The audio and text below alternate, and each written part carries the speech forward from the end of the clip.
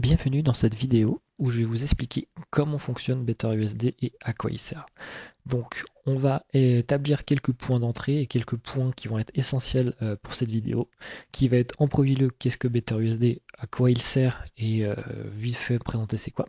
Ensuite on va voir comment l'installer et comment le lancer. Ensuite on ira faire un petit tour du propriétaire du logiciel pour vous expliquer un peu les subtilités et tout ça. Ensuite, on pourra commencer avec des démos pour expliquer un peu comment ça fonctionne, quelles sont les fonctionnalités. Et plus on avancera dans la vidéo, plus je dirais, plus j'ajouterai des fonctionnalités qui sont disponibles du coup sur BetterUSD pour vous montrer toutes les facettes possibles du logiciel. Donc, on va commencer d'abord par qu'est-ce que BetterUSD?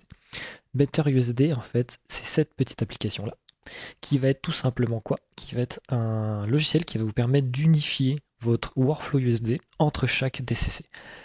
Ce que je veux dire par là, c'est que par exemple, prenons un exemple entre Maya, Houdini, Blender, Unreal, tout ça, tous les logiciels qui utilisent de l'USD, chaque logiciel n'ont pas le même niveau d'intégration de l'USD ou même n'ont pas forcément la même façon de faire pour exporter un fichier USD. Entre un fichier USD exporté dans Maya ou dans Houdini, on va pas du tout avoir le même workflow de travail. Il y en a un qui va utiliser Bifrost, un autre qui va utiliser ses propres notes dans Houdini ou autre. Grâce à BetterUSD, on va pouvoir se dire ok d'accord, on va faire un tel workflow de cette façon-là, avec chaque point d'entrée et chaque point de sortie comme nous on le veut. Et ensuite, on n'aura plus besoin de se préoccuper de la façon comment l'USD va être exporté dans des DCC. Ce qui du coup va être vachement intéressant, c'est qu'on ne va plus utiliser le DCC comme étant le cœur même de votre projet, de votre pipeline. Là, BetterUSD va devenir en fait votre cœur général de votre projet ou de votre pipeline. Tout va être centré autour de ça. Comme ça, vous allez pouvoir créer des shots, créer des assets ou autres, sans pour autant dépendre d'un DCC. Comme ça, n'importe quel DCC pourra partager les mêmes informations et exécuter les mêmes choses en même temps grâce à BetterUSD. Maintenant, je vais vous expliquer comment l'installer et comment le lancer en termes généraux. Donc, quand vous allez aller sur notre site internet, ici, la Render Factory et autres, vous pourrez avoir deux endroits pour pouvoir le télécharger. Soit aller directement dans Shop et le télécharger, soit vous pourrez aller dans Work, aller tout en bas ici dans BetterUSD, et là vous aurez accès à toute la doc ou autre, et bien évidemment au moyen de télécharger la dernière version de BetterUSD. Une fois que vous aurez téléchargé le petit fichier zip, vous aurez du coup, ce petit dossier-là qui sera BetterUSD. Et dans ce dossier-là, vous aurez du coup tous les différents plugins, tous les différents éléments que vous avez besoin. À partir de là, c'est assez simple. Vous aurez ce petit dossier-là qui s'appelle App, où dedans vous aurez trois façons de le démarrer. Soit la première façon qui est BetterUSD normal où ça va vous démarrer l'UI, soit BetterUSD en version standalone sans UI où tout est en command line. Donc BetterUSD permet aussi de gérer tout en command line, d'envoyer du code et d'automatiser certaines choses. Et ici, vous avez un dernier élément qui vous permet simplement en fait juste de créer un shortcut sur vos bureaux pour vous simplifier la vie. Donc là, si on veut juste démarrer le logiciel, on peut juste double-cliquer sur celui-là. Et à partir de là, BetterUSD viendra se lancer. Et une fois qu'il est démarré, vous avez votre logiciel de prêt. Et là, vous pouvez commencer directement à travailler. Donc, comment l'interface se décompose? C'est assez simple. Ici, vous allez avoir du coup le main. Donc, c'est là où vous allez poser tous vos nodes, où vous allez pouvoir vraiment créer votre stack, créer tous vos éléments comme vous le sentez. Ici, vous allez retrouver du coup tous les paramètres, donc tous les différents paramètres qu'il y a dans les nodes. Par exemple, si je prends le create layer, ici on va avoir des paramètres. Si je prends un node comme create variant, donc ici, je vais avoir d'autres paramètres ici, et voilà. En dessous, nous allons avoir un viewport 3D où nous allons pouvoir voir à n'importe quel moment à quoi ressemble la stack USD sur ce node-là en question. Et ensuite, nous avons d'autres onglets où ici nous allons voir les propriétés des primitives. Et ici, nous allons voir tous les layers de la stack USD que vous avez dans votre scène. Et ici, le preview, vous allez avoir tout le scene graph de votre scène. Tac, tac, j'enlève juste ces petits nodes là. Vous allez me dire peut-être pourquoi le render view est plus petit et pourquoi le node graph est aussi grand que ça. C'est parce que tout simplement, BetterUSD n'est pas là pour faire de la 3D. Il est là en fait pour pouvoir faire un workflow, éditer des fichiers USD, modifier des fichiers USD, créer des fichiers USD, tout en ayant le principe même de faire un pipeline USD et de pouvoir simplifier votre workflow quand vous faites de la vraie 3D dans un logiciel comme Houdini, comme Maya ou autre. Le but de BetterUSD n'est pas de faire de la 3D, mais vraiment simplement de faire votre propre workflow USD. C'est vraiment ça qu'il faut prendre en compte, et c'est pour ça qu'il y a un viewport 3D qui est en tout petit. Donc ici, nous allons retrouver les options, où ici nous allons pouvoir ouvrir une scène, sauvegarder notre scène, sauvegarder une copie de notre scène, fermer l'application si on a envie. Ici, nous allons pouvoir avoir les edits, donc le CTRL-Z, le redo et tout ça. Le copy-paste, créer des groupes si vous avez besoin. Et ici, ouvrir le petit tab ici, quand vous voulez du coup chercher les nodes. Et ici, dans Windows, vous allez retrouver des petits éléments qu'on reviendra un peu plus tard, tout ça. En bas, ici, nous allons retrouver du coup des petites informations qui vont nous permettre de gérer le node graph. Donc par exemple, ici, si j'importe deux nodes random, et qu'ici je viens les linker ensemble, à cet endroit-là, je vais pouvoir choisir le visuel de la connexion pour savoir si elle est en mode logarithmique, en mode step ou en mode linéaire. Par exemple, là ici en mode linéaire, j'aurai quelque chose de droit, une connexion très droite. Et là, par exemple, en mode curve, j'aurai une connexion en mode curve. Ici, je vais pouvoir prendre le mode step, où c'est vraiment cette fois-ci beaucoup plus radical. Et ensuite, ici, on a le mode log, où on a un peu cet effet un peu logarithmique qui peut arriver et tout. Donc voilà, on a ces différentes petites façons de faire. Ici, on va retrouver du coup trois boutons qui vont être comment les nodes interagissent avec du coup l'environnement. Donc là, actuellement, on est en mode snap ici. Et en gros, c'est quand un autre node arrive vers un autre node, il va se snapper vers lui. Donc ça, c'est vachement cool quand on veut aligner quelque chose et tout ce qu'on veut. On va avoir un autre mode ici qui est le mode grille, où là, ça va vraiment être snappé par rapport à la grille. Donc ça peut être vachement cool quand on veut vraiment avoir des trucs bien séparés avec une bonne distance et tout ça. Et ici, on a le mode free tout à la fin, où là vraiment, il n'y a plus aucune contrainte, on peut faire tout ce qu'on veut sur tous les nodes, il n'y a pas de souci. Ici, on va avoir le petit mode hide grid qui nous permet d'enlever la grille ou d'afficher la grid, tout simplement. Et ici, on va retrouver des petits boutons qu'on j'expliquerai un peu plus tard de comment ça fonctionne et pourquoi ces boutons sont là. Et du coup, dans BetterUSD, vous avez la possibilité aussi d'éditer les settings de votre interface et autres même, en allant tout simplement dans Windows et Settings. Ici, dans Windows Settings, vous allez du coup retrouver forcément tous les settings suivant ce que vous voulez. Donc général, ça va être les paramètres généraux. Ici, vous allez avoir Viewport, donc ça correspond vraiment au Viewport 3D, donc à celui-là.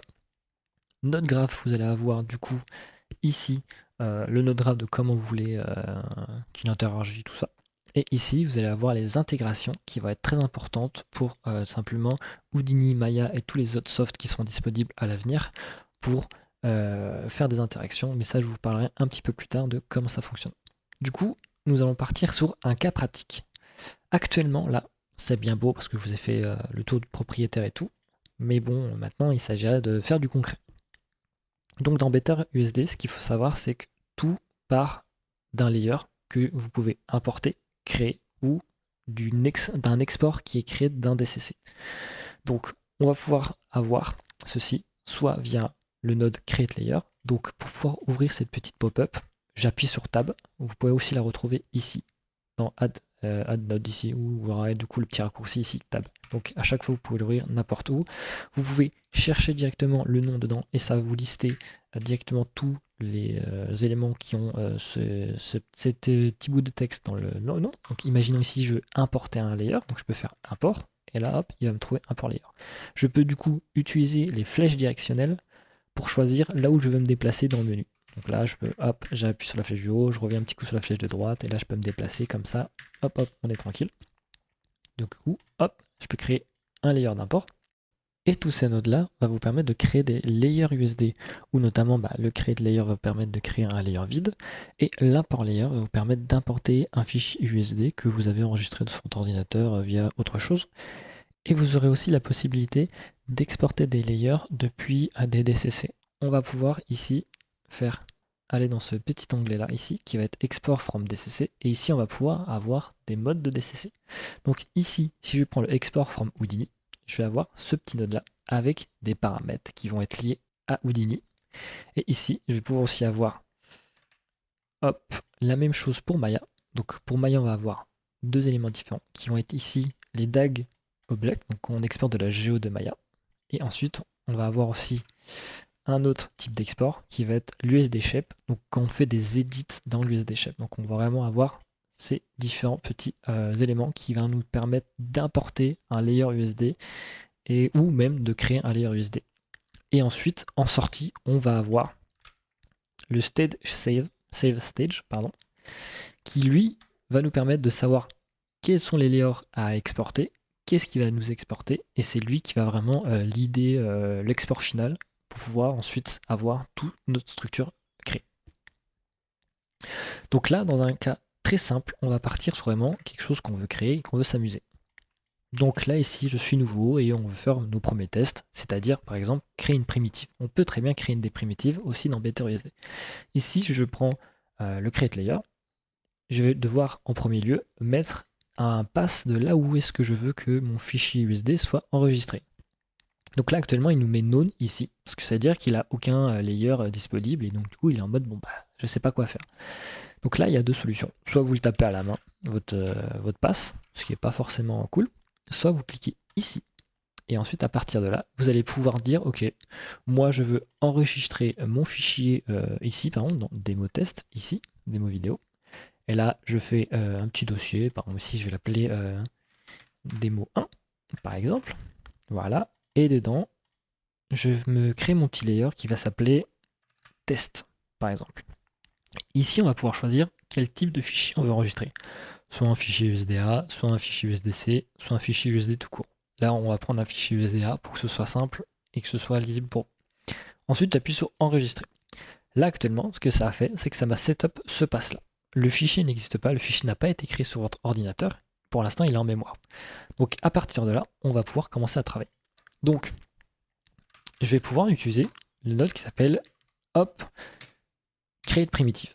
Ici, si je fais un petit node qui s'appelle create primitive, à partir de là, je vais pouvoir créer des primitives. Donc si je prends l'output de create layer, que je le branche là-dedans, ici, je vais pouvoir me dire, tiens, je crée une primitive qui va s'appeler, par exemple, asset. Donc là, une fois que j'ai fait ça, je vais avoir ici, si je regarde dans mon preview, hop, une primitive qui s'appelle asset, qui est bien définie, qui est bien active et qui est bien de type Xform. Parce que ici, ma primitive est de type Xform. À tout moment, je peux très bien dire, bah tiens, je veux que ce soit un scope. Tac, je mets un scope. Et ici, ma primitive est de type scope. Donc c'est vachement pratique parce qu'à partir de là, on peut faire un petit CTRL-C, CTRL-V pour dupliquer le node. Hop, rebrancher là. Ici, me dire tiens, je veux créer un petit, je sais pas, je vais prendre un truc qui va s'appeler props. Non, j'ai créé un truc qui va s'appeler cone, comme ça. Et là, à partir de là, je me dis tiens, hop, je veux que ce soit du coup de type cone. Donc je vais regarder où c'est, ici, cone, voilà, sans S bien évidemment. Et là, du coup, on est venu créer, hop, dans Asset, une primitive qui s'appelle cone. Et du coup, pour aussi en revenir aux différents onglets, si je vais dans propriété de view, ici je vais voir toutes les propriétés de chaque primitive que je viens de créer. Et ici dans layer, bien évidemment, je vais avoir les layers actuels. Donc là, ici, comme on a créé ce layer là, forcément ici, dans layer view, on a du coup ce layer là. Donc l'avantage, c'est qu'ici, on va pouvoir voir les sub-layers, on va pouvoir voir comment est construit la stack et voir toutes les différentes implémentations que vous avez faites. Donc imaginons que là, voilà, on est content, on a fait ça, on a créé du coup nos petites layers, on a créé une première primitive qui s'appelle asset, et ici on est venu créer du coup un petit cône dedans. Ici, si je branche du coup ça dans le stage de sortie, je vais pouvoir maintenant, à partir de maintenant, exporter toute la data que j'ai fait. Donc là actuellement, on a fait quoi? On a fait tout simplement un système basique, et si j'appuie maintenant ici dans le petit bouton exécute graph, ça va venir exécuter tout le graphe qu'on vient de faire et du coup sauvegarder notre petit fichier. Donc par exemple ici, si je me rends hop, sur le dossier en cours, ici actuellement, le dossier que je viens de créer, on n'a pas de fichier. Par contre, maintenant si je fais exécute graph, il va me dire trop bien, exécution de graph finish, hop, j'appuie sur continuer.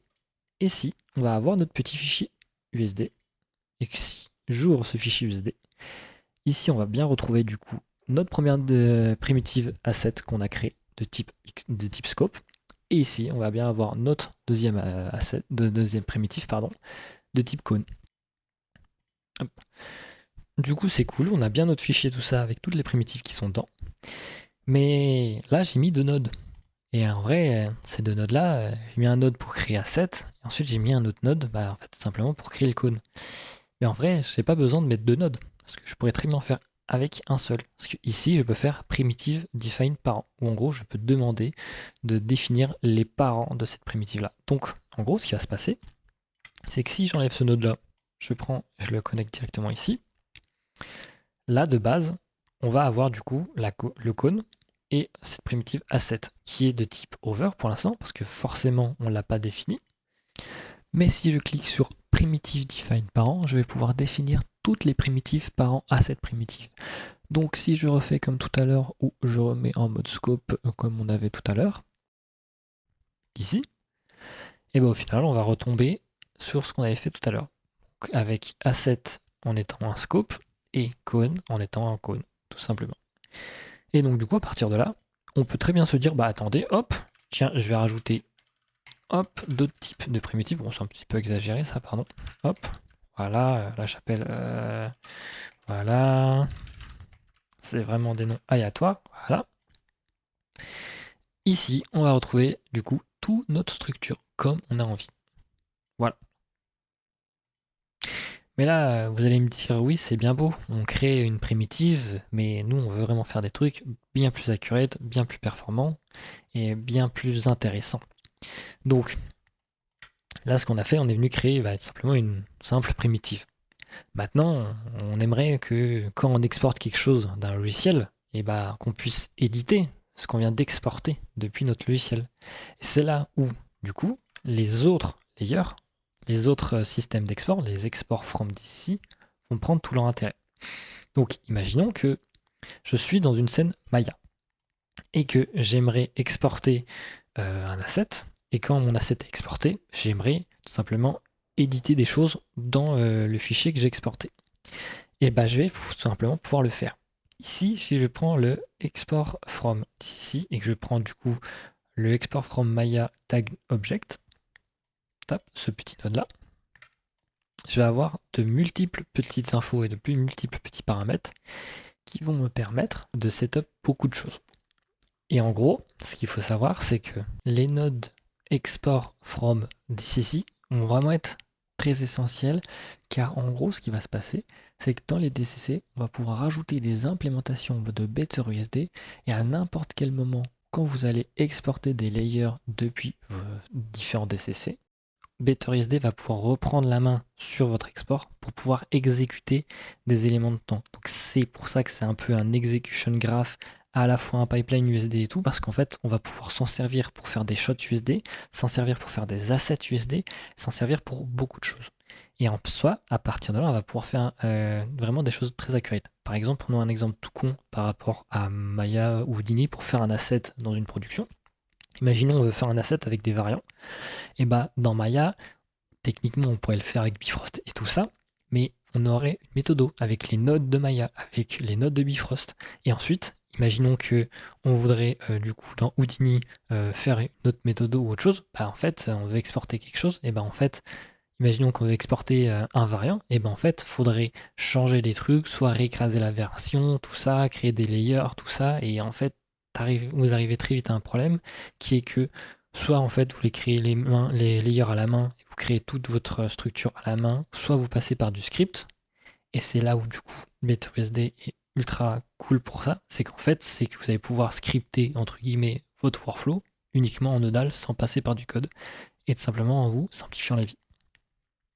Donc ici, nous allons prendre un exemple tout con où on va vouloir exporter tout simplement juste un objet de Maya et on va vouloir lui rajouter une primitive dans ce que vous avez exporté. Donc on va avoir ce node là qui va être le node d'entrée en fait dans Maya et le node stage save stage qui va être le node de sortie.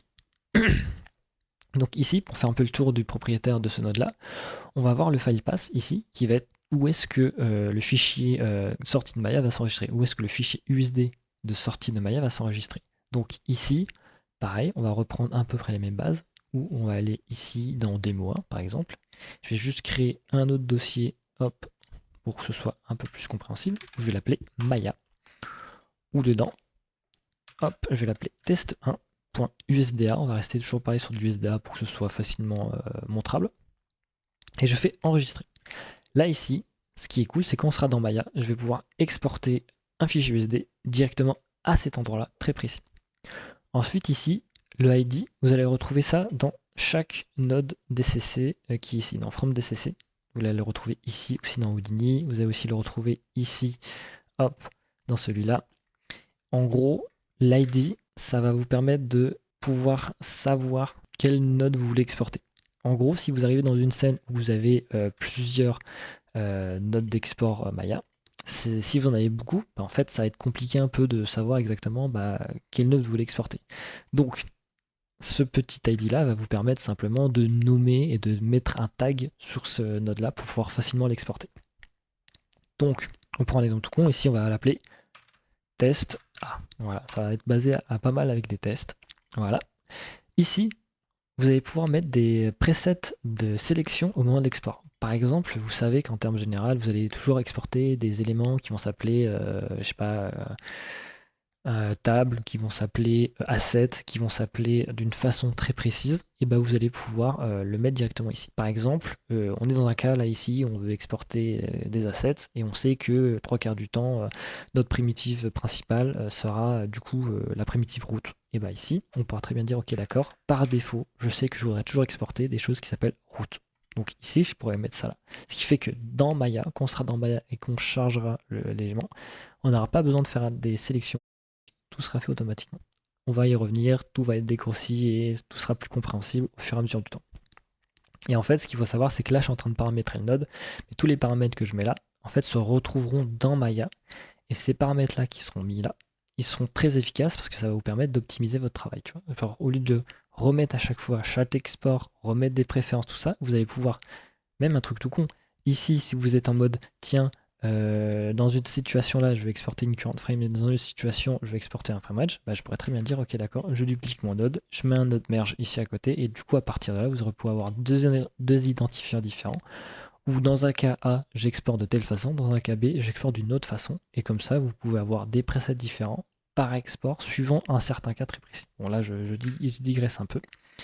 Mais voilà, donc en gros là vous allez pouvoir setup comment votre fichier va être exporté. Donc là actuellement on a là, si on continue dans les settings du node, imaginons que là on va pas envie d'exporter les subdivisions du mesh. Et là ici on veut juste exporter les display color, ici on veut exporter les UV et on veut pas exporter du coup les common tags, tout ça.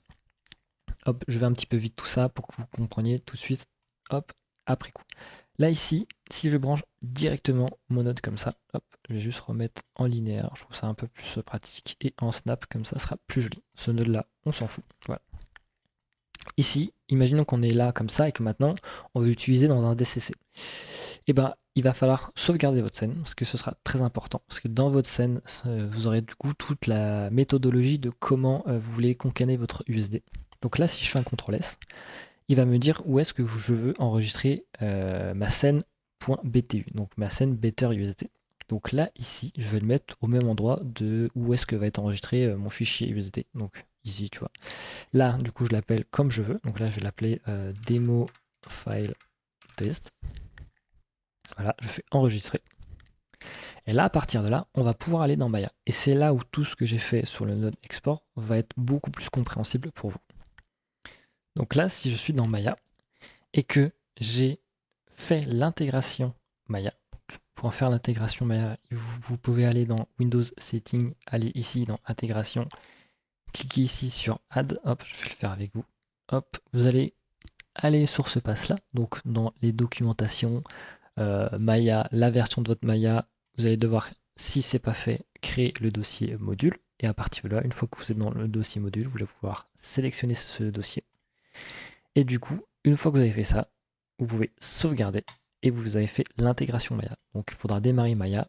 Et une fois que vous avez fait cette intégration-là, vous aurez du coup la shelf BetterUSD, où ici, vous aurez deux petits boutons qui vous permettra d'importer des stacks USD et ici d'exporter des data.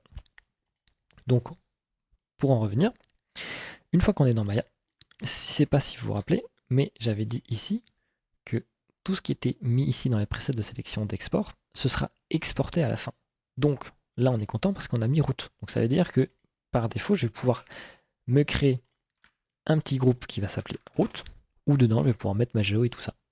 Donc là, ici, on se fait un truc très vite, où je mets toute ma géo dedans. Voilà. Tac, tac, voilà. On est content, on a ça. Et là, voilà, maintenant, on voudrait exporter tout ça. Bah, en fait, rien de compliqué. Il va falloir tout simplement aller dans BetterUSD, cliquer sur Export, et là, en fait, on va tomber sur cette petite fenêtre-là. Et cette petite fenêtre-là, elle va attendre en input un SendGraph file. Et en fait, le SendGraph file, ça va être quoi? Ça va être tout simplement le fichier BetterUSD que vous avez sauvegardé, qui est du coup rangé ici. Et vous allez me dire pourquoi. Car tout simplement, en fait, le fichier BetterUSD détient en fait tous les nodes, toutes les modifications que vous voulez apporter à votre export à l'intérieur. Donc, si vous voulez modifier des primitives, ajouter des primitives, les supprimer, rajouter des références ou autres, bah, tout sera concané dans ce fichier-là. Donc ici, je prends le fichier BetterUSD que j'ai créé, je fais ouvrir. Et bam, par magie, qu'est-ce qu'on va retrouver? Le node, hop, qui était ici. En gros, littéralement, si vous comparez, pardon, on va retrouver exactement les mêmes presets ici et ici. L'avantage derrière aussi, c'est qu'imaginons que là, je vais éditer le fichier BetterUSD. Ici, je rajoute un élément. Ici, je vais l'appeler table, par exemple. Voilà, je mets ça, j'ai rajouté ça. Si je fais un CTRL S de ma scène, BetterUSD, et que je reviens dans Maya et que je refais reload, touc, hop, je vais avoir toutes les modifications que j'ai apportées ici. L'avantage derrière, c'est que là actuellement, ça reste quand même éditable. Donc à tout moment, on est en mode au final, l'asset, cette petit élément là que j'ai rajouté, que je vais appeler, je sais pas moi, bleu par exemple, ben, je vais quand même pouvoir le rajouter ici, sans pour autant avoir mis ces setups ici. Donc ce qu'il faut vraiment en retenir, c'est que toutes les informations que vous mettez là, ça va être des presets entre guillemets.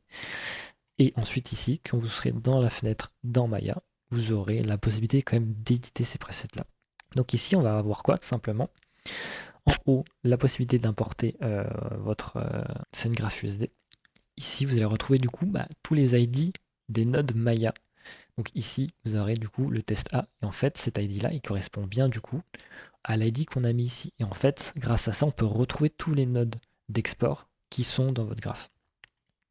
Ensuite, à partir de là, en bas, on pourra retrouver Next File Exported, qui sera le prochain fichier USD exporté par BetterUSD. Et là, Last File, qui sera quel est le dernier fichier USD qui a été exporté. Et aussi, on trouvera du coup sa date. Et du coup, maintenant, pour pouvoir publish, je vais pouvoir cliquer sur ce petit bouton-là. Donc, quand je vais cliquer sur ce bouton-là, BetterUSD va me mettre cette petite pop-up là, qui va en fait simplement être un pop-up pour dire qu'en gros, qu'il n'arrive pas à sauvegarder la scène. Ce qui est normal, parce qu'en gros, actuellement, je suis dans une scène qui n'est pas sauvegardée à un endroit précis. C'est pas très grave, parce qu'en gros, un mécanisme de BetterUSD, c'est de sauvegarder la scène avant de publish, tout simplement pour éviter de casser des choses ou autres. Donc là, actuellement, comme la scène n'est pas sauvegardée à un endroit, il se met ce message, mais en soi, c'est pas très grave.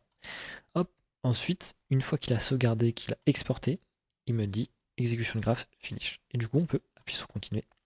Et une fois qu'on a fait ça, on voit bien qu'il a bien le dernier fichier exporté, c'est bien celui-là. Et ensuite, on a la date et l'heure précise avec les millisecondes et tout ça. Ce qui fait que maintenant, si on revient dans les dossiers ici, on a notre petit fichier USD avec du coup tous les éléments ici. Et ici, on voit bien que les éléments qui étaient sélectionnés, c'était bien ces deux éléments-là, parce que c'était tous les éléments qu'on avait présélectionnés ici. Donc, c'est vachement cool. Ensuite, ce qui est vachement cool derrière aussi, c'est qu'on peut revenir ici dans BetterUSD, cliquer ici sur ce petit bouton-là pour refresh l'interface. Et si je fais refresh l'interface, ici en fait, j'aurai le fichier USD exporté. Et du coup, c'est là où on va aller encore plus loin.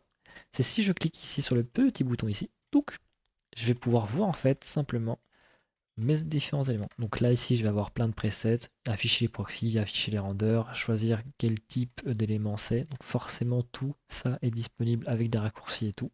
Afficher le hub pour voir différents éléments. Ici vous pouvez sélectionner un objet, donc on va se remettre juste en mode normal. Vous pouvez sélectionner un objet, faire espace F pour le centrer, ça c'est vachement pratique. Pareil ici, nous avons du coup le pass qui est sélectionnable. À chaque fois qu'on clique sur une des primitives, ça les sélectionne ici. Et ici, vous pouvez voir du coup toutes les différentes propriétés de la primitive.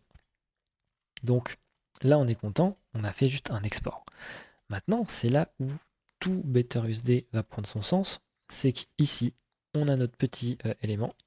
On va vouloir maintenant rajouter une primitive, rajouter des éléments, rajouter des choses dessus. Donc ici, on pourrait très bien se dire, ok, au final, après que j'ai exporté mon fichier, je peux très bien dire, ok d'accord, bah, je vais rajouter une primitive. Je vais rajouter par exemple dans route, parce qu'au final, l'élément qu'on exporte principal, c'est route. Je vais vouloir rajouter dedans rouge, voilà, tac.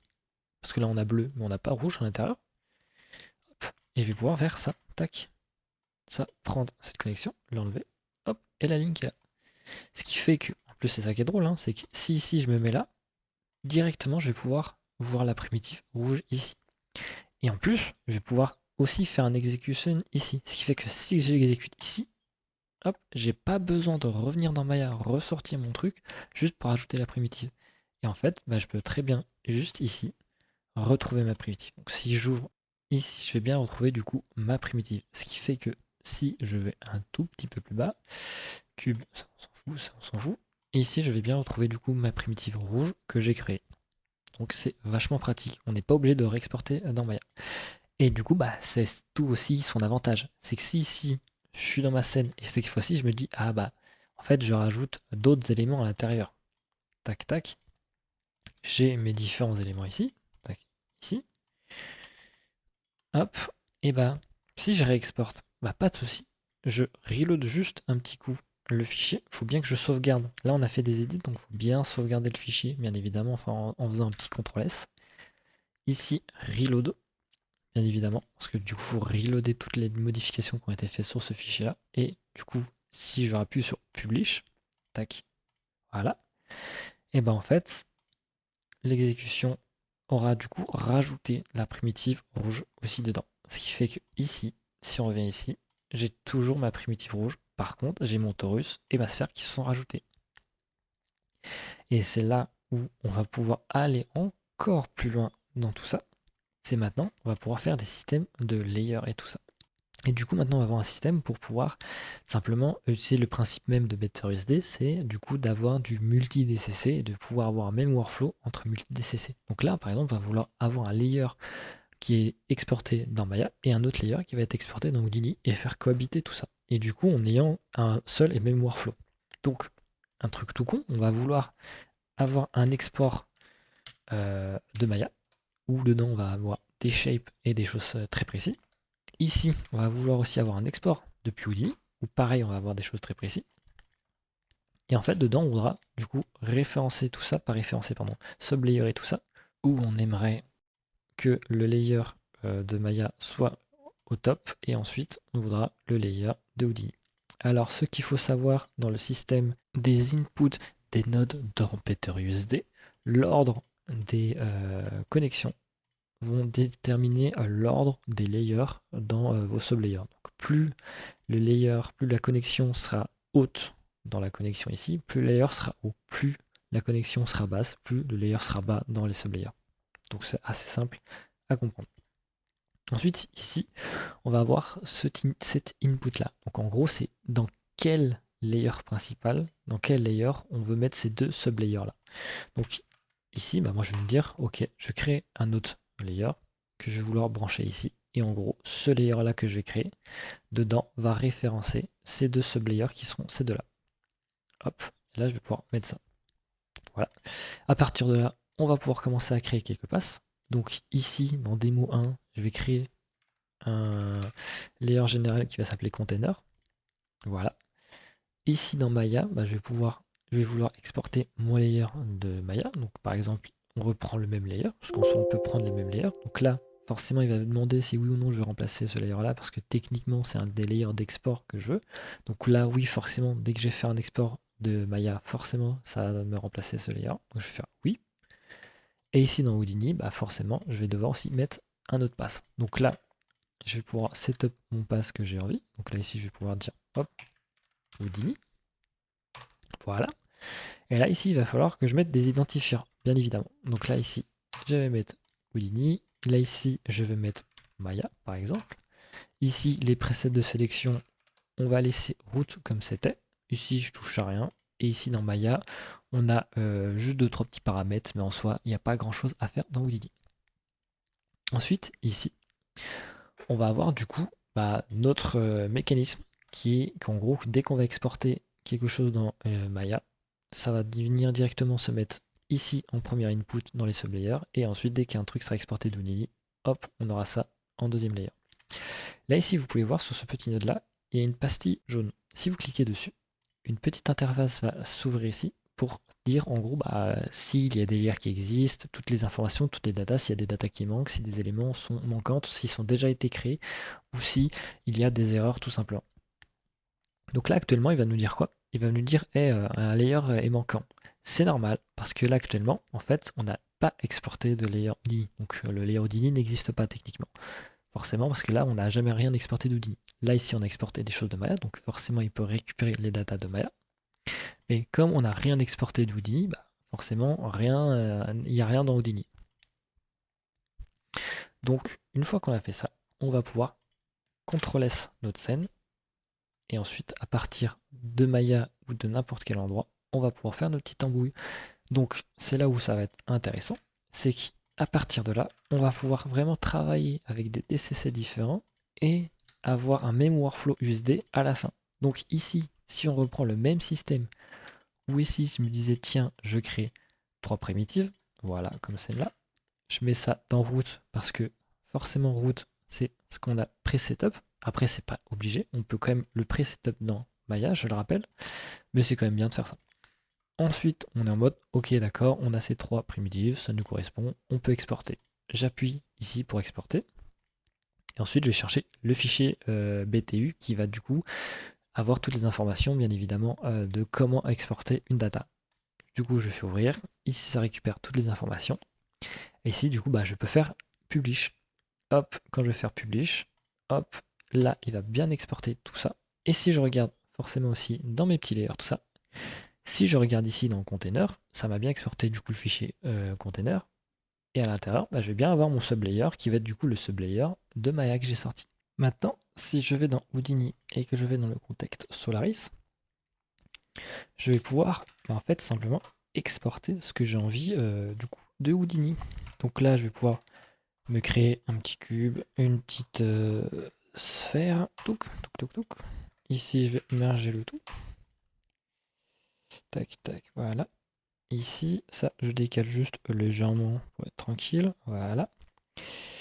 Ici, je vais pouvoir importer en sublayer.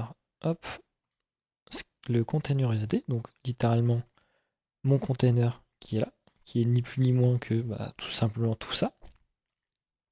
Donc si je le fais ici, je vais dans le D, je vais dans mon endroit là où j'ai sauvegardé mon fichier container.usd. Je vais pouvoir venir l'ouvrir. Hop, ici le layer break, mettre un petit merge pour pouvoir voir l'ensemble de qu'est-ce que ça a donné. Voilà, tac tac, un petit simple merge, voilà. Ici je fais juste ça vite fait, hein, c'est temporaire, c'est pour vous montrer. Là ici maintenant je vais pouvoir utiliser le node qui s'appelle export USD. Et en prenant ce petit node qui s'appelle export USD, en fait, je vais pouvoir exporter le même principe que sur Maya, mais ici dans Houdini. Alors, ce qu'il faut savoir, c'est que c'est aussi pareil que Maya. Il faut bien penser à ce que les intégrations soient faites. Donc, il faudra bien aller dans Houdini, Settings, ici, Intégration, ajouter le pass des intégrations et créer le dossier package si ce n'est pas le cas. Une fois ça fait, vous aurez juste besoin d'ouvrir Houdini et du coup, vous aurez votre node. Donc, on est tranquille, revenons à nos petits moutons. Hop, maintenant je branche ça, et en fait, le même principe que sur Maya, il va falloir charger le fichier BTU, donc qui est rangé ici. Je fais accepter. À partir de là, il va trouver tous les nodes Houdini dans la scène. Donc là, actuellement, j'en ai un seul, avec du coup les mêmes paramètres que cela. Et toujours pareil, dans le même principe, où ici, un peu plus bas, je vais pouvoir retrouver quel est le dernier layer exporté, le prochain layer à exporter, la date du layer exporté, pouvoir publish et les différents presets actuellement qui sont dedans. Donc là, si j'appuie sur publish, hop, je vais pouvoir publier mon petit élément, et bien évidemment aussi il va me dire si oui ou non, si c'est bien passé. Je fais continuer. Et là, bah, c'est ça qui est super cool, c'est si maintenant je prends mon sublayer ici, et que je reload, hop, ici je vais avoir mes deux petits éléments là. Et ensuite, bah, je vais pouvoir travailler correctement. Ici dans Maya, je me dis, bah attends, j'aimerais en fait modifier ceci. Hop, bah, je prends ça, je le modifie, je décale tout, je republish, hop, tac, voilà. Et là ici, pareil, je retourne du coup dans Houdini ou n'importe quel soft, je fais un petit refresh, toc, c'est venu éditer les modifications. Et c'est là où du coup c'est vachement intéressant, c'est qu'à partir de ce mécanisme-là, je vais pouvoir faire des principes même de variants qui est hors des DCC. Où en fait, US c'est le fichier BetterUSD qui a le système de variant, qui a le système de build du variant. Et à partir de là, que ce soit dans Houdini, Maya ou autre, je vais pouvoir en fait toujours avoir le même résultat à la fin, sans pour autant réinventer la roue. Là, on va faire un système cette fois-ci, on veut faire des variantes d'un asset. Donc c'est là où ça va devenir très intéressant. C'est que si je reviens toujours pareil dans BetterUSD et que cette fois-ci, je vais me créer hop ici une nouvelle scène vide pour être tranquille. Hop, on va avoir le save stage à la fin. Et ici, on va se créer hop un petit layer. Là ici, je vais vouloir faire un système où en gros, on va venir créer un système de variants où chaque variant sera un fichier à part. Et en fait, je viendrai référencer mes différents fichiers dans mon variant. Comme ça, en gros, chaque fichier pardon, sera un variant de l'asset.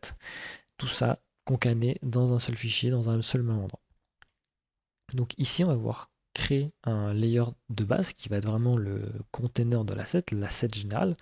Donc ici, je vais l'appeler container.usd. Hop, pardon, forcément c'est un pass qu'il faut mettre. Ici, si je vais là-dedans et que je me mets demo2, hop, voilà. Ici, je vais mettre du coup container, voilà. Du coup, forcément, il va venir l'enregistrer à cet endroit-là. Ici, on va vouloir créer un système de variants. Donc, on va avoir deux systèmes. Créer un système de variants via les primitives et créer un système de variants via les références. Alors, quelle est la différence entre les deux? C'est que le système de variants de primitive celui-là, il ne va pas référencer un fichier, il ne va pas référencer quelque chose. Ça va vraiment être la géo dure qui va être copiée dans chaque variant. Et celle-là, le create variant ref, lui par contre va venir référencer un layer, référencer une modée, tout ce que vous voulez. Donc à partir de là, nous ce qu'on va vouloir faire, c'est ici, en fait, à chaque différent export, en fait, on va vouloir faire des exports pour chaque variant, et comme ça on va pouvoir exporter uniquement le variant qu'on a envie, qu'on aura édité, et même du coup, bah, si on fait un variant sur un logiciel, un variant sur un autre logiciel, et bah tout ça on pourra le faire. Par exemple, cas très pratique, ici, on va vouloir créer deux variants sur Houdini et deux variants sur Maya. Hop, du coup, on va vouloir utiliser les exports Maya DagNode et on va du coup vouloir utiliser aussi, bah, du coup, forcément Houdini aussi. Donc c'est là où ça va être très intéressant. C'est, imaginons que ici, je setup tous mes différents passes pour tous les différents variants. Donc ici, on va se créer un petit dossier qui va s'appeler variant. Hop, dedans, on va l'appeler variant A. Voilà. Pouc, en fichier USDC. Voilà. Hop, ici, on va l'appeler. On va lui donner un petit identifier pardon, pour pouvoir le retrouver facilement. Donc là, ici, je vais juste l'appeler variant A. Ici, je vais rien mettre parce que je laisserai moi choisir qu'est-ce que je veux exporter dans ma scène Maya. Hop. Ici, pareil sur l'autre élément, donc sur le deuxième variant, hop, je setup son pass. Donc ici, on sera sur un variant B. Hop, ici, je vais lui donner le nom que j'ai envie. Hop, je le branche ici. Pareil dans Houdini. Hop, donc je fais mes petites différentes tambouilles. Hop, je sélectionne ça. Hop, variant C du coup. Et là ici, pareil avec variant D. Voilà, et là je vais l'appeler var D. Et ici, var c. Voilà, hop, je branche tout ça. Hop, j'ai mis à côté. Voilà. Hop, pareil ici, forcément comme c'est un système de variants, moi ce que je mets en input du coup, ça va être un fichier spécifique vraiment propre à lui. Où ici, ce sera le container de l'asset et du coup je voudrais exporter tout ça là-dedans. Ici, qui est la primitive qu'aura du coup les variants. Donc là actuellement j'ai pas créé de primitive, mais du coup il va falloir créer une première primitive. Hop, create primitive qui va recevoir du coup tous les variants. Donc hop, ici je branche ça. Et cette primitive là va avoir du coup le système de variants. Il va avoir toute la composition arc des variants. Donc pour l'instant je mets juste ça aux routes comme ça, voilà un truc simple. Hop, ici je lui référence du coup le primitive pass qui aura du coup le système de variant. Et ici, quel est le nom du variant set que je veux lui donner. Donc là actuellement ce sera Geo. Ensuite ici on aura du coup asset type. Donc est-ce qu'on veut une référence en payload? Est-ce qu'on veut que tout ça soit importé en référence ou est-ce qu'on veut que ce soit importé en payload? Là pour l'instant on va rester en référence pour se simplifier la vie on va dire. Hop, et une fois qu'on a ça, et là en fait on a notre setup de comment on veut builder notre variant. Ce qui fait que si je CTRL S cette petite scène là, que je la mets ici, que je l'appelle système variant, voilà, je fais save, je vais pouvoir aller dans Houdini, dans Maya, pardon. À partir de là, je vais pouvoir m'amuser. Et hop, ici je crée du coup mon props. Donc ici, imaginons qu'on va faire, on va faire des tables par exemple. Hop, ici, j'adore les tables. Hop, on va faire des choses très rapides. Forcément, ça va pas forcément être le plus accurate, mais c'est pour que vous compreniez le mécanisme derrière. Hop, voilà, c'est tout beau, c'est tout beau. On va avoir ce système-là, où je vais l'appeler juste Géo, et là je vais l'appeler table par exemple. Voilà. Là ici, je duplique, je vais juste changer, hop, un peu la gueule de la géo pour faire du coup l'autre variant. Voilà, on va faire un truc bien visuel. Voilà, c'est magnifique. Tac. Donc voilà, on a du coup cette fois-ci deux de tables. Maintenant, on va vouloir les exporter. Donc ici, je vais pouvoir ouvrir du coup l'export. Et ici, je vais pouvoir choisir du coup le bon fichier. Donc là, actuellement, on va pouvoir aller dans démo 2, prendre le système, pardon, excusez-moi, le fichier de BetterUSD qui va du coup avoir toutes les informations à l'intérieur. Hop, et à partir de là, je vais pouvoir dire, ici, j'ai mes deux différents identifieurs qui correspondent du coup forcément à mes deux éléments là. Donc ici, ça va correspondre au variant A et ici, ça va correspondre au variant B. L'avantage derrière, c'est que si je suis dans le A, je vais pouvoir dire, hop, je vais exporter celui-là. Et si je suis dans le variant B, en fait, je vais exporter celui-là. Hop, cliquez à côté, voilà. Ce qui fait que ici, hop, j'exporte du coup mon variant A. Donc, je suis content, j'ai exporté mon variant A. Maintenant, je peux exporter mon variant B. Hop, ici, j'ai exporté mon variant B. Et ici, si par exemple je prends du coup le sublayer et que je prends du coup euh, mon fameux container que j'ai créé ici, et c'est là où c'est magnifique. C'est qu'en fait, on va avoir du coup les variants qui sont créés ici et ici. Et là, on est en mode, attendez, maintenant on veut du coup créer nos deux variants dans Houdini. Parce que du coup, le but même de ça, c'est de pouvoir faire ça. C'est que du coup, ici, dans Houdini, je vais pouvoir créer mon variant. Donc là, bon, la modélisation de Houdini, ça va être un petit peu plus différent. Donc je vais juste faire des cubes et une sphère. Parce que forcément, sinon, je vais un petit peu plus cracher du sang. Voilà. Et là, je vais faire une sphère. Tac. Voilà. Donc ici, on a notre cube. Et ici, on a nos sphères. Et à partir de là, je vais pouvoir du coup utiliser le petit node. Hop. Export USD. Hop. Tout brancher là-dedans. Et là, c'est le même principe. Je vais chercher mon fichier BTU. Hop. L'ouvrir. Choisir qu'est-ce qu'on veut exporter. Donc là, c'est le variant C qu'on veut exporter.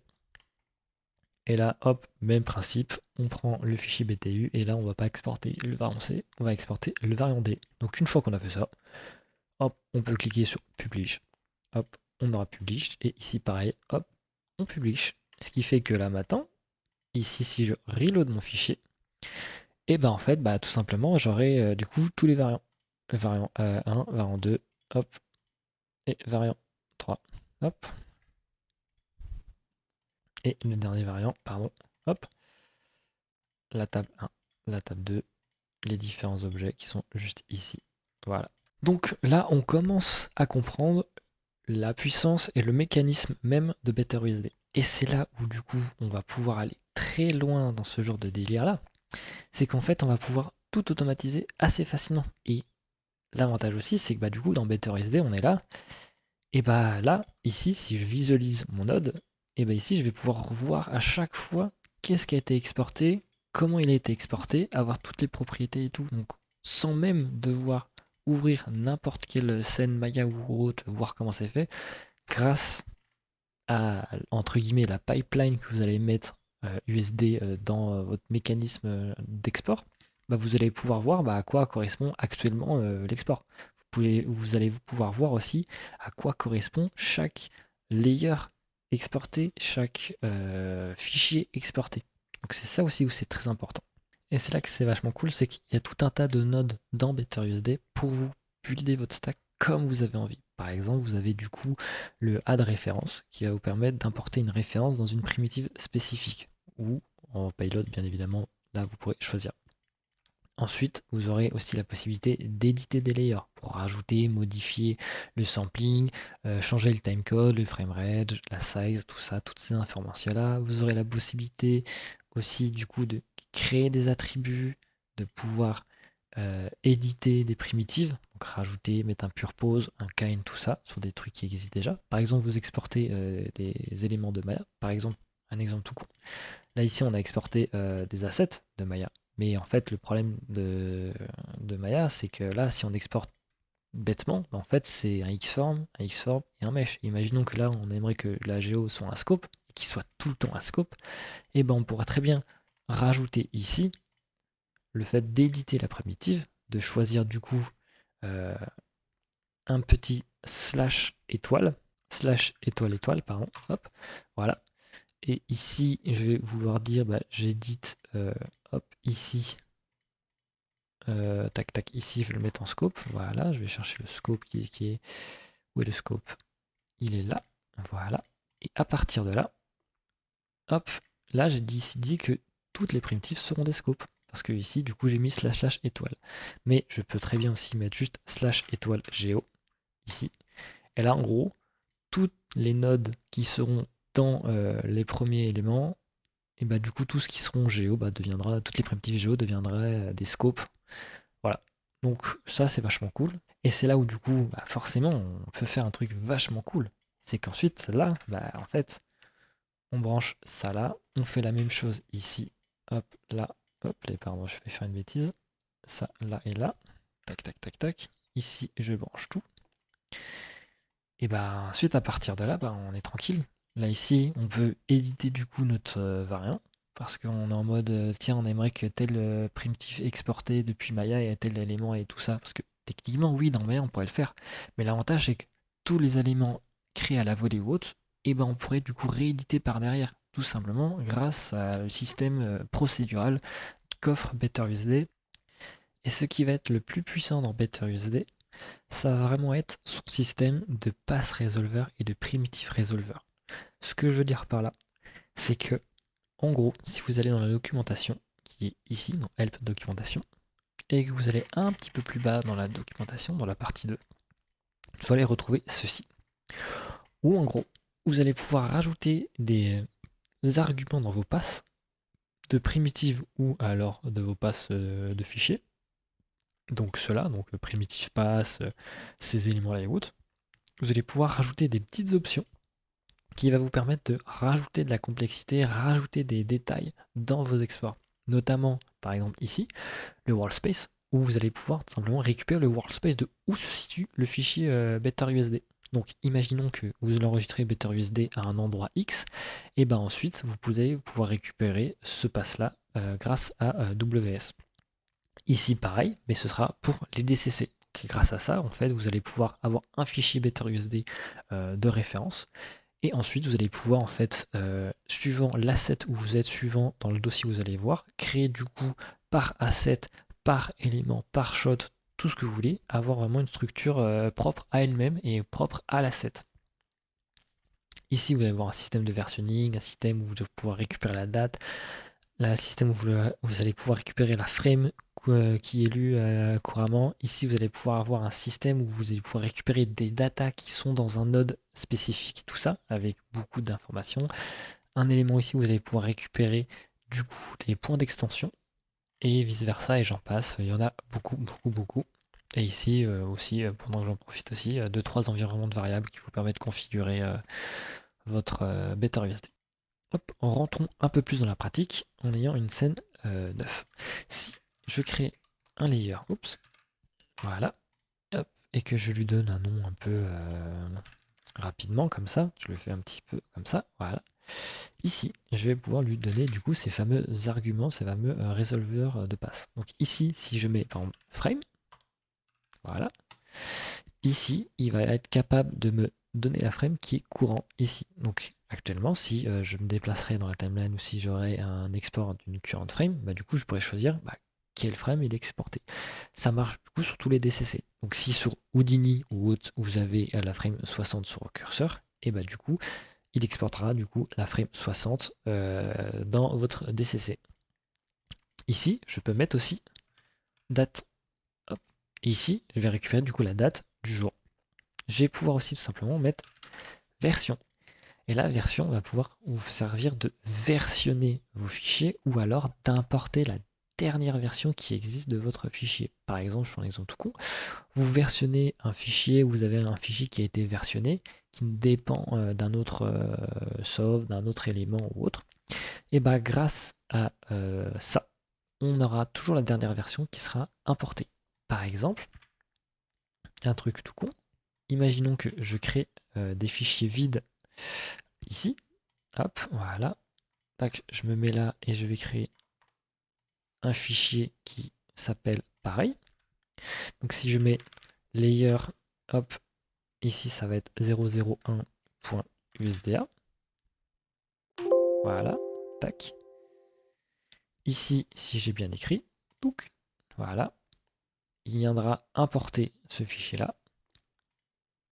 Mais si maintenant on serait en mode, tiens, il y a une version 2 qui existe maintenant, et bah, si ici j'ai une version 2 qui est juste ici, si je refresh, il viendra automatiquement importer la deuxième version du layer. Ici, comme vous voulez voir, c'est la version 2. Si ici, je crée une version 3, par exemple, tac, tac, hop, version 3, et que je refresh l'interface, refresh tout simplement le BetterUSD, je peux refresh du coup toute la composition en appuyant du coup sur ce bouton là.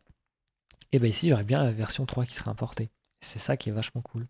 Et là où aussi ça peut être très intéressant, du coup, c'est avec son système de create incremental save. Si je coche le create incremental save, à chaque fois que je fais un export, il va venir sauvegarder une nouvelle version. Ici, si je fais execute pass, tac tac, on va avoir une V1 qui est faite. Et ensuite, ici, je vais pouvoir faire n'importe quoi. Par exemple, ici, je crée une nouvelle primitive.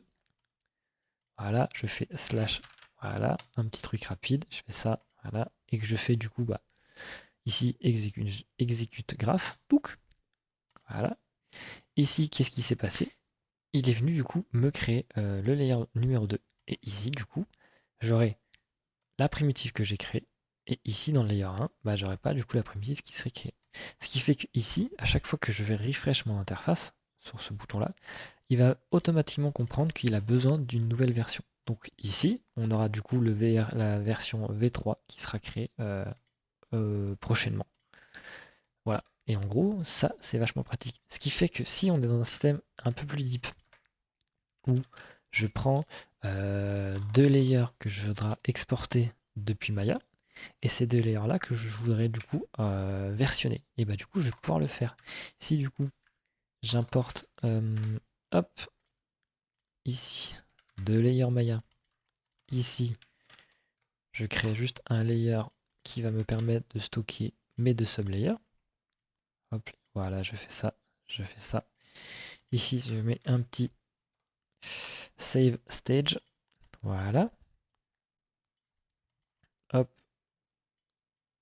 voilà. Et que là, je setup mes différents passes. Donc ici, on va avoir, comme d'habitude, hop, le petit container. Ici, je vais setup mon premier layer A. Ici, je vais setup du coup mon layer B. Voilà. Et du coup, ces deux-là, je vais venir les versionner. Donc si je fais ceci dans les 2 layers, voilà, comme ça et comme ça, hop, histoire de conformer tout ça, on va mettre le petit tiret. Ici, je l'appelle juste A, et ici, je l'appelle B, voilà. Et que du coup, je clique ici pour créer des incremental save, voilà. Hop, je sauvegarde bien évidemment le fichier, voilà. Je suis bien dans la démo 3.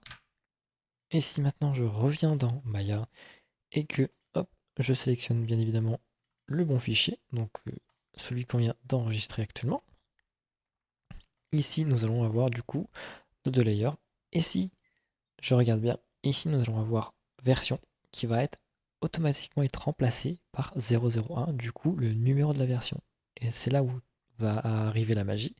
C'est si je publish, hop, qu'est-ce qui s'est passé? Il a bien publié du coup la version 001 qui est du coup dispo ici. On a bien le layer 001. Mais ce qui est vachement intéressant là, cette fois-ci, c'est qu'il me dit que la prochaine version qu'il exportera, ce sera la V002. C'est là où ça va vraiment être cool. C'est par exemple ici, je me mets dans le layer B, j'exporte le layer B. Hop, voilà. On revient vite fait sur BetterUSD.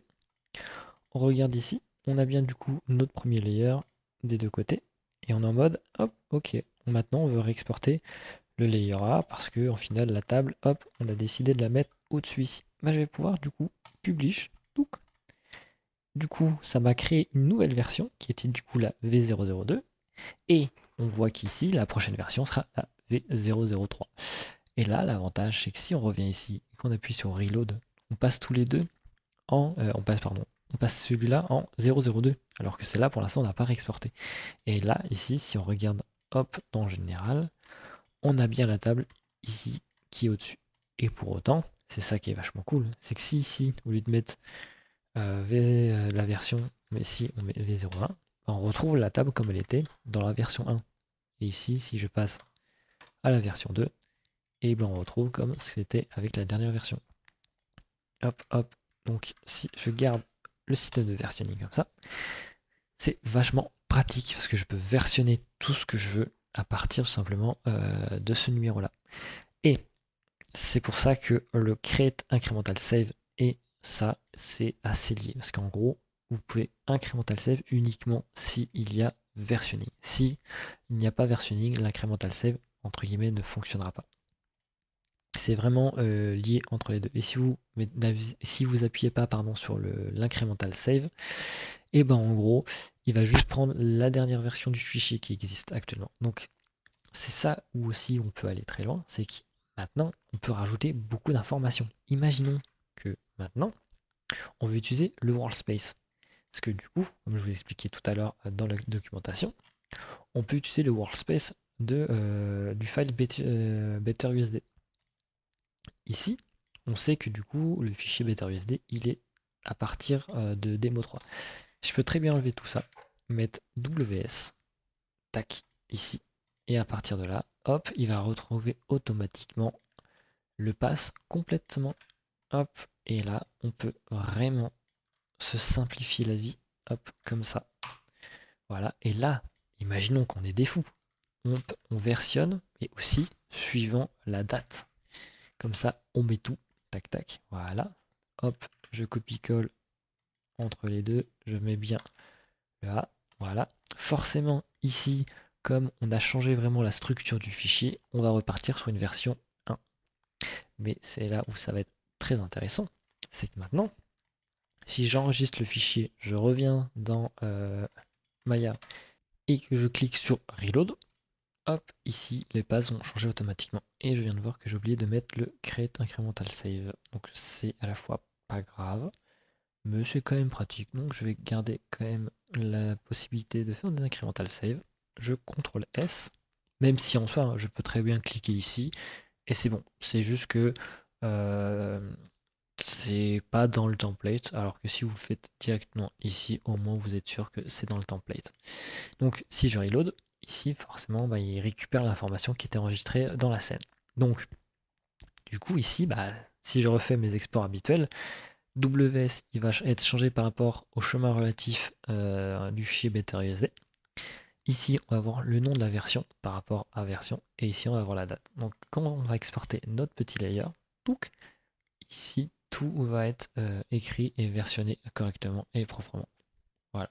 C'est là où, du coup, ça va être ultra cool et ultra efficace pour créer toutes nos datas, créer toutes nos différentes étapes dans notre production, que ce soit pour un asset ou autre. Donc, vous allez pouvoir concatener et utiliser beaucoup de ces paramètres-là pour vous faciliter la vie. Et du coup, maintenant, pour passer à l'un des éléments très importants qui peut vous sauver la vie et qui peuvent être très efficaces, ça va être ce système-là, qui est le système de nodes, où on va pouvoir récupérer des datas qui sont enregistrées dans les nodes. Alors, ce que je veux dire par là, c'est que si on crée, par exemple, une primitive, ici, on crée une primitive depuis le layer container, par exemple. Ici, je l'appelle route. Voilà. Cette primitive-là, elle va être storée dans le node. Ce qui veut dire par là, c'est qu'ici, si j'appuie sur le petit i, ici on va avoir les exécutions de data qui sont créées. Donc ici on va avoir du coup les informations que bah voilà, une primitive a été créée. Ici on va retrouver tous les attributs qui ont été créés. Et ici on va retrouver toutes les assets références, toutes les assets bases qui ont été importés. Donc les références, les payloads, les variants, etc., etc. Donc là où ça va être très intéressant, c'est qu'imaginons que dans un layer A, je crée une primitive. Voilà. Là, il ne doit pas être content parce que forcément, ça n'a pas été exporté. J'ai dû supprimer. Oui, j'ai pas exporté ce layer là. Pardon. Je vais me mettre ici. Là, ici, je crée du coup la primitive route qui va être juste ici.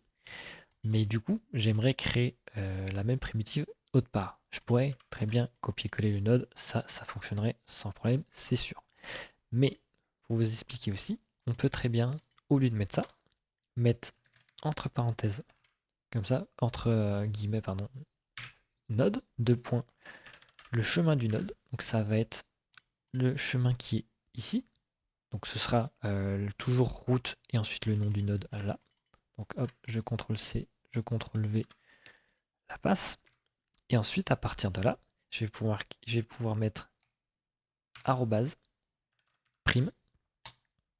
Et ici, il va venir automatiquement me créer les primitives, toutes les primitives qui sont créées ici.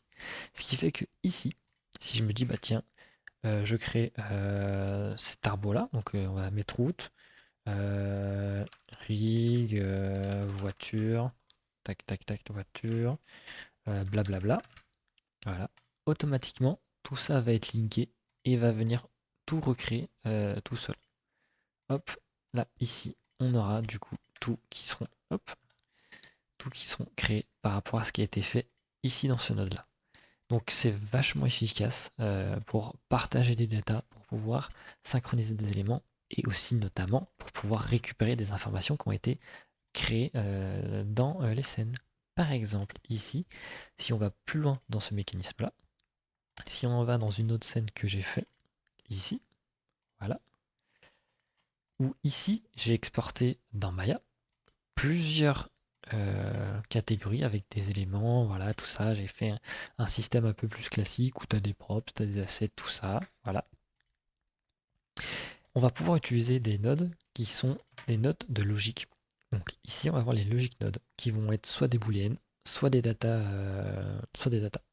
On va pouvoir prendre du coup des logic nodes booléens qui va nous permettre de dire si oui ou non un élément est présent dans le layer. Donc ici, je vais pouvoir dire est-ce que tel asset est présent dans le layer. Donc imaginons qu'on aimerait savoir si cet asset là est présent dans le layer.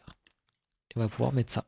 Si la primitive existe, alors je retourne true. Si elle n'existe pas, alors je retourne false. Et ensuite, ce node là couplé avec le condition bool, ça vous permet de switcher entre deux layers. Donc par exemple, si ici je me fais un petit peu plus de place, que je mets hop deux layers, ici j'appelle ça layer A.usda, layer B.usda, et que je branche ces deux là à l'intérieur, voilà, je vais pouvoir choisir entre le layer A ou le layer B qui sera exécuté. Donc ici, si elle n'existe pas, ce sera le layer A qui sera qui sera exécuté. Par contre, si la primitive existe, alors ce sera le layer B qui sera pris. Donc on pourra faire des systèmes de switch comme ça via certains éléments et autres. Et bien évidemment, on pourra aussi faire un truc un peu plus accurate, où ici, ce qui peut se passer, c'est qu'on peut du coup utiliser les logic nodes en mode data. Et en gros, ces éléments-là vont permettre de storer toutes les données qui ont été trouvées dans le layer d'entrée. Et c'est pour ça que du coup la connexion est différente, c'est une connexion rouge parce que ça va vraiment être un storage de data. Du coup, si je regarde dans le node actuellement, on va avoir deux paramètres. Donc ici, l'avantage, c'est que je vais pouvoir récupérer des informations par rapport à une primitive, donc à un pass donné. Donc ici, imaginons que, toujours pareil, on aimerait récupérer les datas de cette primitive-là. On va pouvoir le faire, et ici, on verra bien que du coup, il nous aura bien récupéré cette primitive. Mais dans l'idée, on peut aller beaucoup plus deep dans la sélection, dans le mode de ce qu'on veut récupérer. Donc ici, on n'est pas obligé de mettre l'opération mode égal, on peut mettre en mode start with. L'avantage derrière, c'est que si on met du coup une petite étoile, ici on va pouvoir récupérer du coup les datas qu'ils ont enregistrées là-dedans. Donc on va bien avoir du coup les enfants d'assets qui va être caractère et props. Et si on regarde ici, on a bien caractère et props. Et du coup, comme ça, on va pouvoir aller loin, on va pouvoir s'amuser à récupérer toutes les différentes structures, toutes les différentes primitives qui ont du coup qui sont dans ce pass-là. Et donc là, on va récupérer du coup, ici on voit bien 10 primitives. Donc là actuellement, c'est pas forcément facile à lire, mais vous pouvez tout simplement aller ici, dans cet angle-là qui va être le spreadsheet. Où ici, vous allez retrouver sur le node tout ce qui a été storé, tout ce qui a été trouvé ou créé par les nodes de BetterUSD. Donc ici, vous allez retrouver tous les attributs qui ont été créés par BetterUSD ou qui ont été trouvés. Pareil pour les primitives et pareil ici pour les assets pass, donc pour les références, les payloads, les variants, etc., etc., etc. Donc là, on est content, on a récupéré nos 10 assets. Mais au final, ce qui pourrait être vachement cool, c'est de récupérer uniquement les primitives de type component, par exemple. Parce que là, on voit qu'on a beaucoup de géo, mais en fait, on aimerait par exemple récupérer uniquement les primitives de type component. Donc, on peut rajouter du coup à la liste des expressions disponibles, c'est du coup, on peut aussi filtrer notre sélection grâce à SPRLuet type name ou alors niveau du kind. Donc là, l'avantage, c'est qu'on va pouvoir dire, ok, parmi ces 10 éléments qu'on a trouvés, on va pouvoir dire, ok, je récupère uniquement les components. Donc là, je vais pouvoir mettre la petite esperluette, hop, entre guillemets crochet. On va pouvoir mettre kind2.component. Voilà. Et à partir de là, bam, on a récupéré uniquement ces deux primitives-là, qui sont celles-là. Tac, tac, tac. Et là, si on regarde bien, en fait, on a d'autres types de primitives de type components à l'intérieur de mon graphe. Je peux très bien, du coup, au lieu de mettre juste slash étoile, je peux mettre slash étoile étoile. Et là, à partir de là, il va venir tout parser et récupérer uniquement les primitives qui m'intéressent. Et en fait, pour revenir du coup au fameux système de nodes, si j'utilise ce node-là, plus du coup cette fameuse expression comme ceci, je vais pouvoir facilement créer toutes sortes d'automatisation au niveau de la création des primitives, au niveau de la création de mes assets et de tout ce que je veux. Notamment du coup ici, où par exemple, prenons un exemple tout con, où on a créé un layer vide à la base qui a été exporté depuis Maya, avec du coup à l'intérieur des assets qui ont du coup tout ça. On vient du coup les récupérer et targeter toutes les informations qui sont présentes dans ce layer là. Donc actuellement on veut récupérer que les primitives de type component. Et ensuite à partir de là, on crée un layer vide où dedans on va créer une petite primitive classe. Et ensuite ici on va aller venir regarder dans les primitives du node, regarder leur nom. Et ensuite à partir de là, on va pouvoir créer tout simplement plein de petites primitives qui ont le nom des primitives trouvées. Donc ici, si on met ici si on met deux points name, on va récupérer les noms des primitifs qui sont créés ici. Donc Bob, Fabien, débris, débris, débris, plate, plate, plate, carton, carton. Donc ici, on va se retrouver avec Bob, Fabien, débris, plate, carton. Et comme vous pouvez le voir aussi, comme c'est un node create et qui crée des primitives, du coup il est venu aussi me créer toutes sortes de primitives. Donc on peut aussi récupérer cette data là. Donc techniquement, on pourrait récupérer, prendre un autre node ou autre, créer une primitive, créer un attribut ou n'importe quoi. Par exemple, on pourrait très bien se dire, hop, sur toutes ces primitives là, je viens créer un attribut spécifique. Je pourrais très bien faire ça. Voilà, je récupère ça. Ici, je vais créer un attribut test, lui mettre une valeur par défaut. On va prendre un int par exemple, qu'on va mettre 6 à 6, pardon. Et à partir de là, on va pouvoir avoir l'attribut qui s'appelle test, qui sera bien du coup setup à 6. Donc si on prend ça, ici on va avoir bien du coup l'attribut test qui sera setup à 6 pour toutes les primitives. Donc grâce à ce système-là de node, de point, le nom du node et ensuite quel type on veut récupérer, on va pouvoir vraiment aller loin dans les détails et automatiser beaucoup de choses dans notre process. Donc il y aura beaucoup d'éléments que vous pouvez faire. Donc ici, si on revient vite fait là, hop, je vais me mettre comme ça vous pouvez voir toutes les primitives qui sont créées. Là ici je suis en name, mais on peut mettre par exemple route. En faisant route, on récupère du coup le primitive route de chaque géo créé. Ici actuellement le primitive route, du coup c'est le slash, mais je peux mettre ici path route. Et en faisant du coup le pass route, je vais pouvoir récupérer du coup tout le chemin de la set.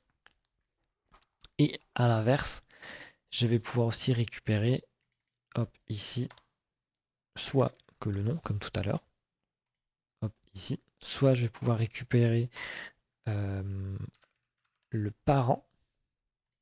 Donc ici, on va récupérer le parent de chaque primitive qui ont été créées. Donc ici, pour toutes les primitives qui étaient là, on avait du coup Bob, Fabien, machin, et en fait, il va prendre, hop, le parent juste au-dessus, donc caractère, ici, débris 4, débris 1, débris 2, etc., etc. Et du coup, on va pouvoir créer du coup des primitives par rapport aux parents. Ou à l'inverse, on va pouvoir récupérer le path des parents. Donc si je mets path parent, tac, ici, là je récupère uniquement, du coup je récupère bien évidemment le path du parent. Voilà. Et du coup, hop, ici tout est un peu plus détaillé de le fonctionnement, de comment ça fonctionne et comment c'est censé fonctionner pour pouvoir récupérer les parents et tout. Et comme là aussi vous pouvez le voir vite fait, en fait on peut aussi décimer qu'est-ce qu'on veut récupérer, à combien de parents et combien d'enfants on veut remonter dans notre sélection. Donc ici, si en plus de ça, je mets un pourcent de D, voilà, je vais pouvoir dire ok, je récupère deux parents au-dessus de ma géo. Donc ici on aura du coup asset et props. Mais pareil à l'inverse, si au lieu de mettre parent, je mets route. Ici, je vais pouvoir récupérer le route de chaque passe, mais à partir de deux enfants. Ici, si j'aurais mis pas 2, mais j'aurais mis 3, je vais pouvoir récupérer du coup à partir de 3 enfants. Donc c'est soit je commence du parent et je descends, soit je commence de l'enfant et je remonte. Du coup, on va pouvoir faire ces deux techniques-là qui sont plus ou moins nécessaires suivant ce que vous avez besoin. Et du coup, à partir de là, si je reviens comme c'était de base, vous allez pouvoir créer tout plein de systèmes. Donc notamment ici où au final tu fais un système là ici d'inherit où en gros tu peux dire bah voilà en gros toutes mes primitives qui sont créées, je veux qu'elles héritent de ma classe que les primitives qui sont storées dans ce node-là, donc toutes ces primitives-là, hop, toutes celles-là du coup, vont hériter de ce chemin-là. Donc au final, si on regarde dans le spreadsheet, ce qui va se passer, c'est que cette primitive-là va hériter de ce pass-là, et ainsi de suite pour chaque élément. Donc si on regarde à partir de là dans la composition arc, ici on va pouvoir avoir toutes les compositions, ici tac tac tac tac, notamment avec le système ici, on va voir que ça c'est inherit, ça aussi, ça aussi, ça aussi, ça aussi, ça aussi. Et petit à petit comme ça on va pouvoir avoir un peu plus de fonctionnalités et tout sur notre asset.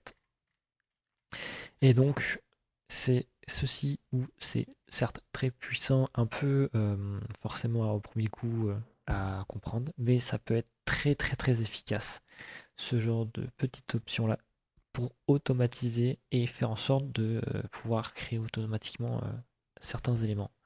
Donc ici, toujours dans la même veine de ce node 2 points, le nom du node.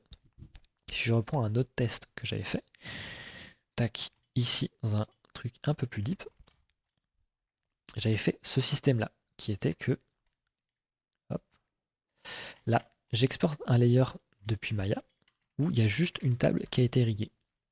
Ici, je viens parser tous les assets à l'intérieur, et du coup, bah là, comme il n'y a qu'une seule table qui a été exportée, hop, je peux vous le montrer, tac tac, il n'y a qu'une seule table qui a été exportée, qu'une seule géo.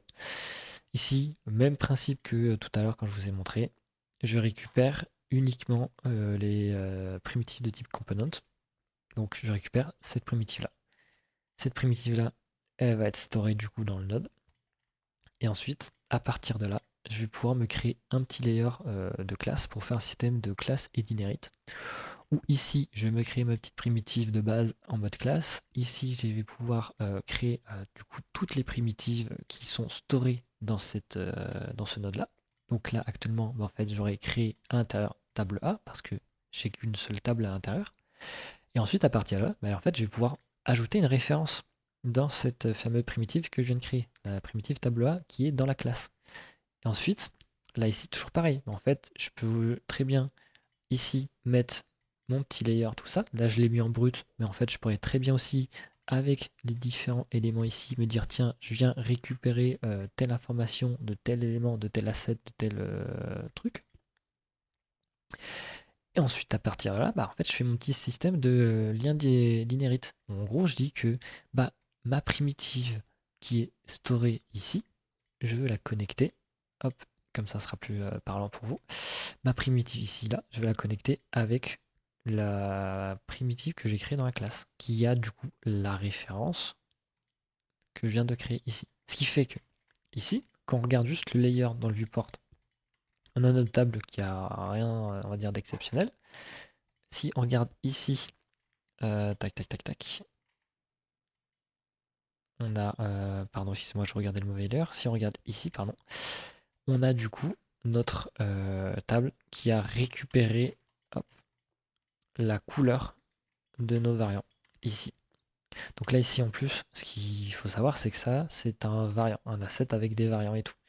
Et l'avantage derrière, c'est qu'ici, avec tous nos systèmes qu'on a fait, on a automatisé le fait que on puisse réassigner les matériaux de nos assets directement.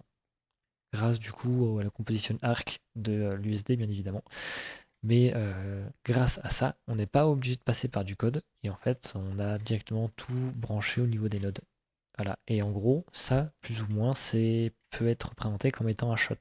Où ici, on a son layout. Ici, on a toute la création de tout ce qu'on veut. Donc là, exactement, ça aurait été le layer d'animation, par exemple.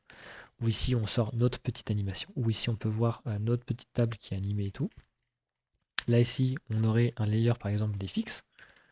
Où notre asset notre shot aurait des petits layers des fixes, par exemple, là, des petits trucs qui bougent. Un système où là on pourrait créer et setup de base notre shot. Donc là ici on aurait un props, un cara et un set. Où là ce serait vraiment la data main de notre USD.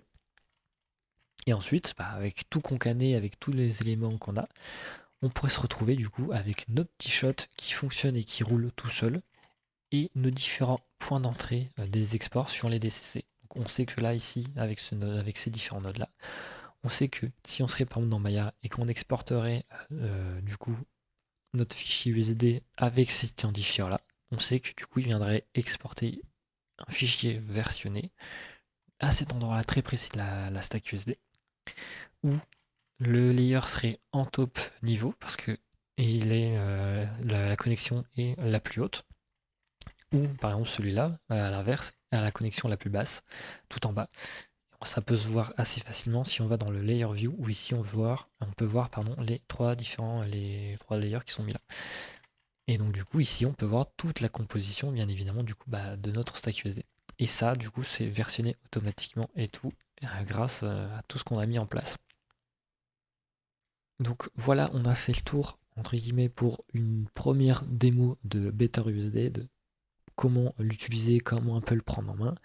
Bien évidemment, il y aura d'autres vidéos qui vont sortir, tout ça pour expliquer comment on peut l'utiliser, quelles sont les améliorations et tout. Et notamment, grâce à ça, on peut voir que BetterUSD va nous permettre de simplifier énormément notre workflow de travail. Et un point fort, c'est aussi de faire notre propre workflow par rapport à nous, ce qu'on a envie. D'être pas contraint par un logiciel ou par quelque chose d'autre. Là, on a envie d'exécuter notre pipe USD de cette façon-là. On pourra le faire de cette façon-là. On pourra concaner tous nos layers de cette façon. On pourra créer toute notre hiérarchie de cette façon-là, sans pour autant se prendre la tête avec un code en Python ou autre qui pourrait être compliqué à faire ou autre. Là, du jour au lendemain, on peut le changer, on peut l'éditer. Et en termes général, on peut aussi passer par là pour récupérer un peu plus de doc et tout ça qui sera bien évidemment mis à jour de plus en plus, bien évidemment.